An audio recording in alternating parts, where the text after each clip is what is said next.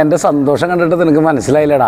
മലയങ്കോട്ട് വാലിബൻ എന്ന പടത്തിൻ്റെ ടീസർ ഇറങ്ങിയെന്ന് നീ പറഞ്ഞപ്പോൾ അത് കണ്ട സന്തോഷമില്ലടാ എൻ്റെ മുഖത്ത്.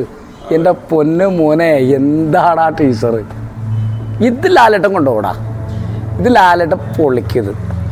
ഈ ടീസർ കണ്ടിട്ട് തന്നെ ലാലേട്ടൻ്റെ എൻട്രി കണ്ടിട്ട് തന്നെ നമുക്കൊരു എന്താ പറയുക, രോമാഞ്ചം ഇങ്ങനെ അവിടെ കയറി കത്തി നിൽക്കല്ലേ. ഇത് നല്ലൊരു അടിപൊളി പടമായിരിക്കുള്ളൂ. അതായത് ലിജോ ജോസ് പെല്ലിശ്ശേരി എന്ന് പറയുന്ന ഡയറക്ടറുടെ ഒരു വെറൈറ്റി മൂവി ആയിരിക്കുള്ളൂ മലയങ്കോട്ട വാലിബൻ. അത് ലാലേട്ടനെ വെച്ച് അദ്ദേഹം ഒരുപാട് സ്റ്റഡി ചെയ്തിട്ട് ഉണ്ടാക്കിയ ഒരു ക്യാരക്ടറാണത്. അതങ്ങനെ തന്നെ വരുള്ളൂ. സിനിമാ പ്രേക്ഷകർക്ക്, ലാലേട്ടൻ്റെ ആരാധകർക്ക് എല്ലാവർക്കും ഇതൊരു അനുഭവമായിരിക്കുള്ളൂ ഈ മലയങ്കോട്ട വാലിബൻ എന്ന് പറയുന്ന സിനിമ ഇറങ്ങിക്കഴിയുമ്പോൾ. അത്ര ഗംഭീര ടീസർ തന്നെ നല്ല അടിപൊളിയല്ലേ. നമ്മൾ കണ്ടിട്ട് തന്നെ നമുക്ക് അങ്ങോട്ട് രോമാഞ്ചം എണീറ്റ് വെക്കണം ലാലേട്ടൻ്റെ എൻട്രിയൊക്കെ കണ്ടിട്ട്.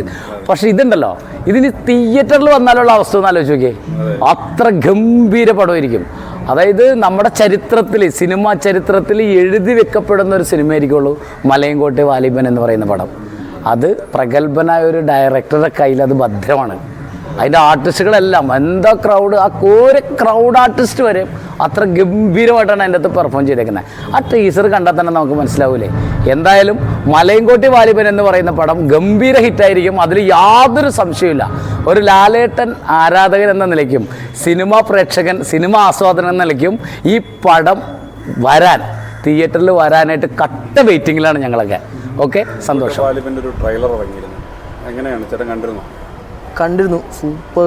എനിക്ക് ഒന്നും പറയാനില്ല. കാരണം വെച്ചാൽ ലിജോ പെല്ലിശ്ശേരിയുടെ കിഡിലും മേക്കിംഗ് സാധനമായിരിക്കും. കാരണം ഇതുവരെ കാണാത്ത ഷോർട്സും ഫ്രെയിംസും എന്ത് പറയാനാ, പടത്തിന് വേണ്ടി പക്ക വെയിറ്റിങ്ങാണ്. എന്ന് വെച്ചാൽ നമ്മൾ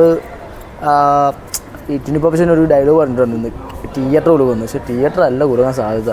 ആ തിയേറ്റർ ഇപ്പോൾ ഇടിഞ്ഞ് വീഴാൻ സാധ്യത ഉണ്ടോ എന്ന് ചെറിയ ഡൗട്ടുണ്ട്. അമ്മാതിരി സാധനമാണ് വെച്ചേക്കുന്നത്. പക്ഷേ ട്രെയിലറിൽ മോഹൻലാലിനെ അല്ലാതെ കാണിക്കുന്നുള്ളൂ. പക്ഷെ പടത്തിൽ എന്തായിരിക്കുമെന്ന് ആ ട്രെയിലറിൽ നിന്ന് മനസ്സിലാക്കാൻ പറ്റും. അമ്മാതിരി വെയിറ്റിങ്ങാണ്. എന്ന് വെച്ചാൽ വെയിറ്റിങ്ങിന് കട്ട വെയിറ്റിങ്ങാണ്. ഇനി ബാക്കി എന്താണ് പടം ഇറങ്ങുമ്പോൾ കാണാനുള്ള ലെവലിൽ വെയിറ്റ് ചെയ്യുകയാണ്.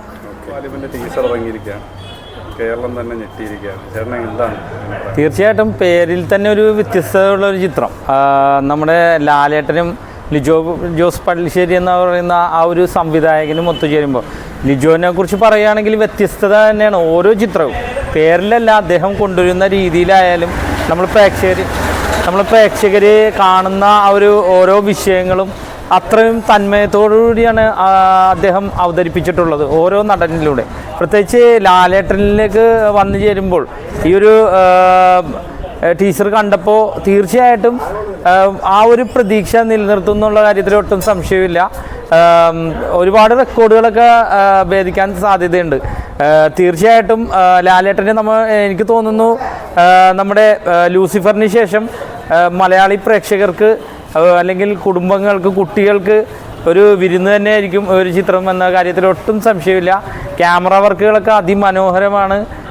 മരുഭൂമിയിലൂടെയുള്ള ഓരോ ഫ്രെയിമുകളും, അതേപോലെയുള്ള ഇതിലെ ഓരോ ഫ്രെയിമുകളും നമ്മളെ മനസ്സിനെ കീഴടക്കും എന്നുള്ള കാര്യത്തിൽ ഒട്ടും സംശയമില്ല. തീർച്ചയായിട്ടും ആ ഒരു ദിവസം വരാൻ കാത്തിരിക്കുകയാണ് ഞാൻ.